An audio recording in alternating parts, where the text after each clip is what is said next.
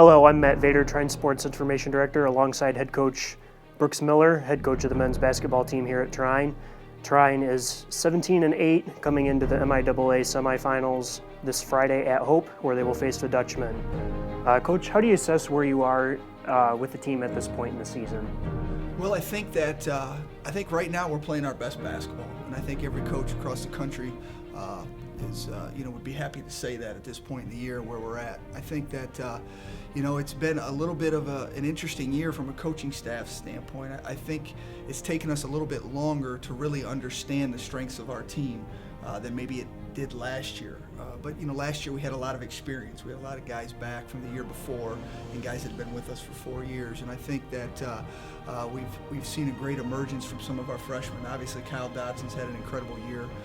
Jordan Craiglow has provided us with some really strong minutes here down the stretch. And then we've gotten a combination of minutes from Austin Willett, Ellis Cummings, guys like Tarvis Malone, who maybe hasn't had this big of an impact on a season for us to date up until this year. So, and obviously combined with the talents of 2 first-team all-conference guys and Jared and Holmquist and Will Dixon, I think we're really starting to come together a little bit more of what we're capable of executing as a group. So we're playing smarter. We're protecting the basketball much better at a much higher rate from a turnover standpoint. And then defensively, I think we're finishing possessions better than we did a couple of weeks ago. But it's been an interesting year. It's been a year of a lot of highs, a lot of lows, and I think that's living. I tell the guys, I said, living up here and being down here, you really experience a lot of different emotions. And right now, I think when we were able to get off to the 10-1 start and being ranked for the first time in the school's NCAA Division III history, I think that there was a little pressure on us, more so just for the fact that I don't think we were obviously the 23rd ranked team in the country at that time. And we had some things we still needed to discover about our team.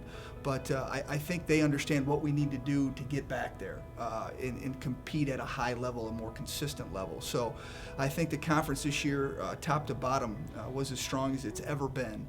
Obviously with Adrian and Calvin missing out on the tournament, I thought they were as talented as us or Albion at 3 and 4. So I think each and every night it could have went one way or the other.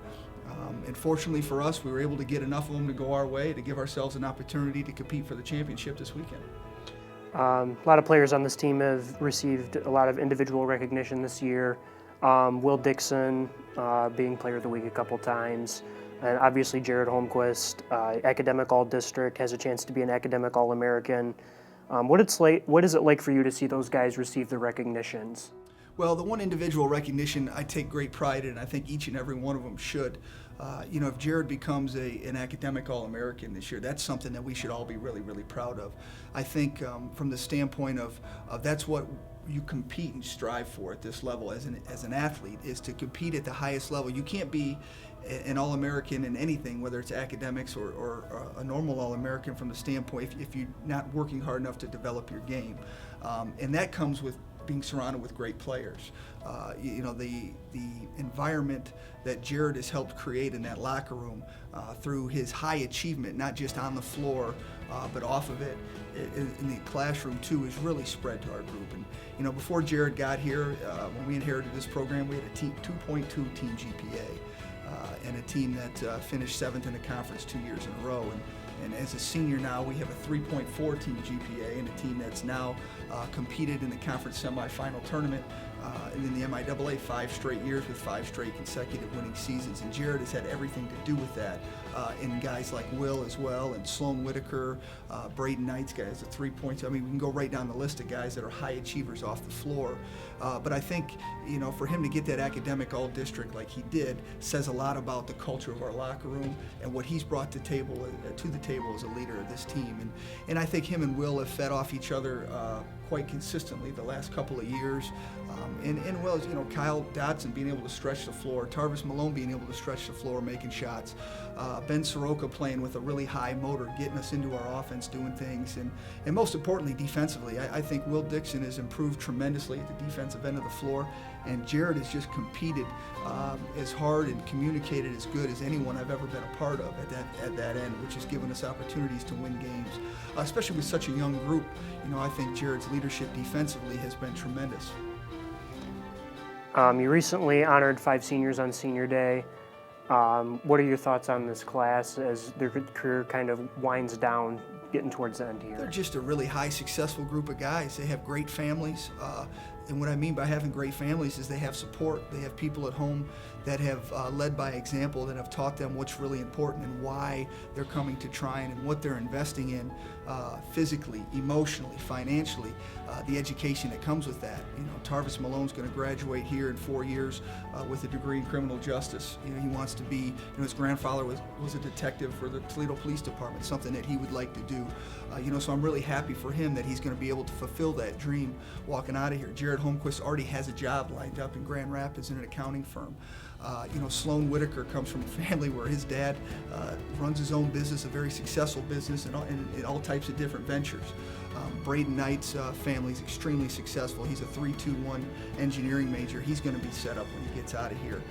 And, you know, obviously Ben's accepted a full ride to the University of Toledo to continue schooling. He's going to their law school. So we're really, really excited about that. I think it just says a lot about the entire group who we have. And again, that's what you're trying to build here. And I think the wins and losses take care of themselves when it comes with that, because we all have limitations in all aspects of our lives. But you know, when you're talking about basketball, you know, hell, we started as 5 guys the other night. I don't think one of them has ever dunked a ball in a basketball game. But I was kidding with Coach May. He had 5 guys out there that hadn't either. So, but it was 2 really good basketball teams and playing at a real high level, at a championship level. So those things are really what you do here in Division III, and it's really exciting to be a part of that. That success off the floor leads to success on the floor. And I think we're very fortunate here at Tryon University to have the support we have from administration, from faculty, from our board of trustees, all the way down the line. I think the leadership here is incredible, and those are the type of individuals we attract here and the type of people that come out of here and are very successful. Heading into Friday's game, obviously Hope's a very familiar opponent. You've been in this situation before, facing them in the semifinals.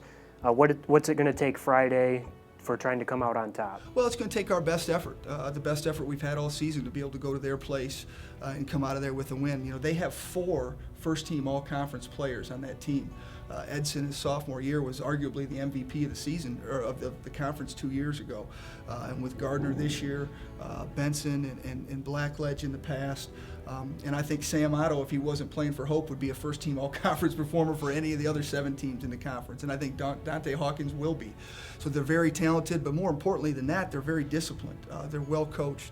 They do things a certain way there. They have a culture about their program that's second to none. So for us to go to their place and compete at a championship level, you know, they've ended our season now 3 straight years. So I think we're going to be ready to play, and we understand what's at stake. We have experience of playing in that game, playing at their place. So we know what it's going to take. Now, it's going to take perfect focus, energy, and execution to be able to go in there and get a win. But I know our guys are ready for the challenge, and they're excited about it. I think, like I said, we're playing our best basketball right now, and I think it's not just physically. I think it's emotionally. I think it's collectively. There's an energy about our group that I'm really excited to see on the floor on Friday night. Any final thoughts going into Friday night on the season or Friday's matchup at all? Well, I'm just really proud of the individuals in that locker room and their ability to handle success early in the season, and their ability to fight through the adversity we faced in the middle of it to win our last 2 games, one on the road and then obviously here at home against the team that finished ahead of us. So I'm really proud of their resolve. I think that says a lot about the group. And we wouldn't expect anything less, but we're just we're really fortunate to work with a group of young men that have these goals and have a chance to fulfill some things on the floor that we haven't been able to fulfill in the past. All right, thanks, Coach.